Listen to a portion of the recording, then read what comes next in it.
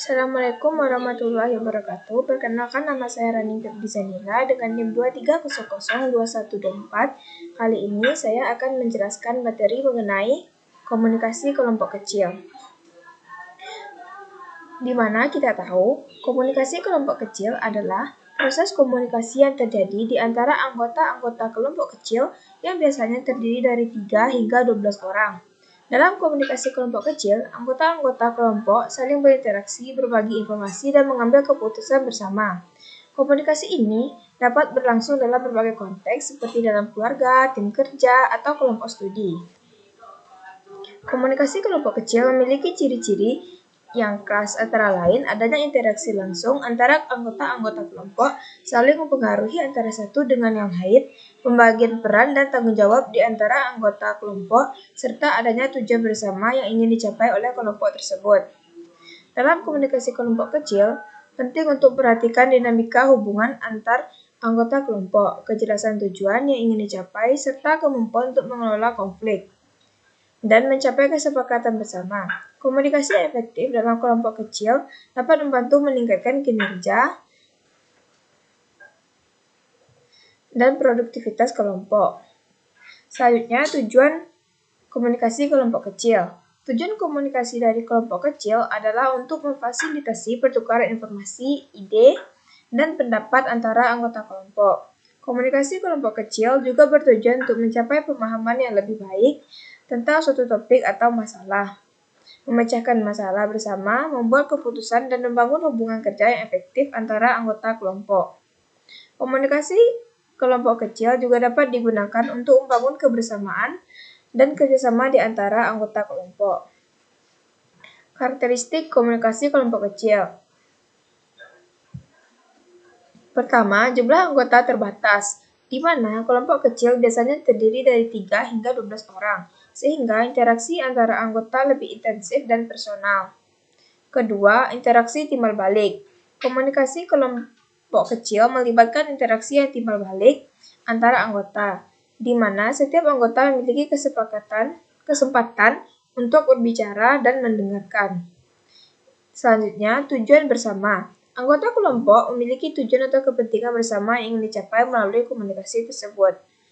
Yang keempat, ketergantungan antar anggota, di mana dalam kelompok kecil setiap anggota saling bergantungan satu sama lain dalam mencapai suatu tujuan kelompok, sehingga komunikasi menjadi kunci dalam memastikan koordinasi dan kerjasama yang efektif.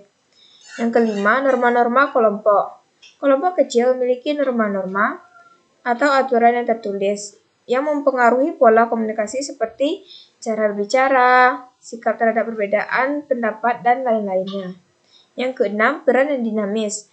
Peran dalam komunikasi kelompok kecil dapat berubah-ubah sesuai dengan tugas dan situasi yang dihadapi. Selanjutnya, komunikasi nonverbal yang sintetif. Ekspresi wajah, gerakan tubuh, dan bahasa tubuh lainnya memiliki peran penting dalam komunikasi kelompok kecil. Yang kedelapan, keputusan bersama, di mana komunikasi kelompok kecil seringkali digunakan untuk mencapai konsensus atau membuat keputusan bersama.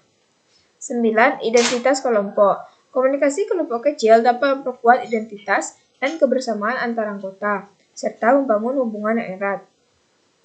Selanjutnya, kita akan membahas variabel kunci komunikasi kelompok kecil. Variabel kunci dalam komunikasi kelompok kecil adalah faktor-faktor yang mempengaruhi interaksi dan dinamika komunikasi di dalam kelompok tersebut. Beberapa variabel kunci yang dapat mempengaruhi komunikasi kelompok kecil antara lain: yang pertama, ukuran kelompok.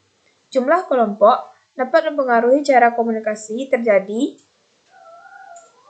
Contohnya, kelompok yang lebih kecil cenderung memiliki komunikasi yang lebih intensif dan interaktif daripada kelompok yang lebih besar. Yang kedua, tujuan bersama. Kepentingan bersama atau tujuan yang ingin dicapai oleh kelompok akan mempengaruhi faktor dan arah komunikasi. Tujuan yang jelas dapat membantu mengarahkan komunikasi menuju pencapaian tujuan tersebut. Peran dan struktur dalam kelompok seperti pemimpin, koordinator, atau anggota biasa dapat mempengaruhi bagaimana komunikasi berlangsung dan bagaimana keputusan diambil.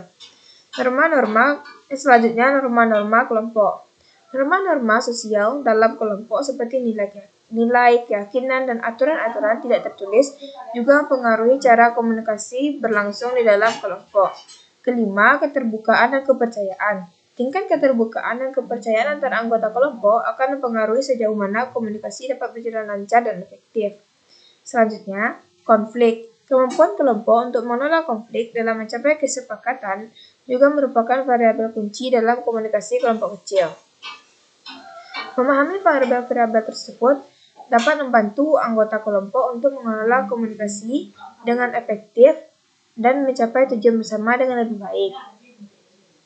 Selanjutnya, kita akan membahas manfaat dari komunikasi kelompok kecil. Yang pertama, kolaborasi. Komunikasi kelompok kecil memungkinkan anggota kelompok untuk bekerja sama, berbagi ide, dan menciptakan solusi yang lebih kreatif dan inovatif. Kedua, pembagian tugas. Dalam komunikasi kelompok kecil, anggota dapat membagi tugas dan tanggung jawab sesuai dengan keahlian masing-masing, di mana pekerjaan akan dapat selesai dengan lebih efisien. Ketiga, dukungan emosional.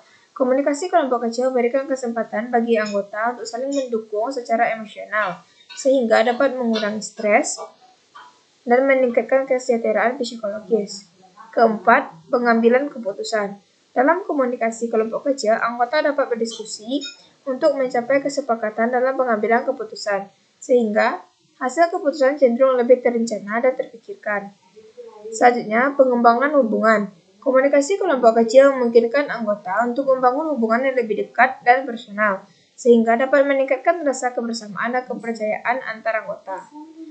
Keenam, pembelajaran. Melalui komunikasi kelompok kecil, anggota dapat saling belajar dari pengalaman dan pengetahuan masing-masing, sehingga dapat meningkatkan pemahaman dan keterampilan secara kolektif.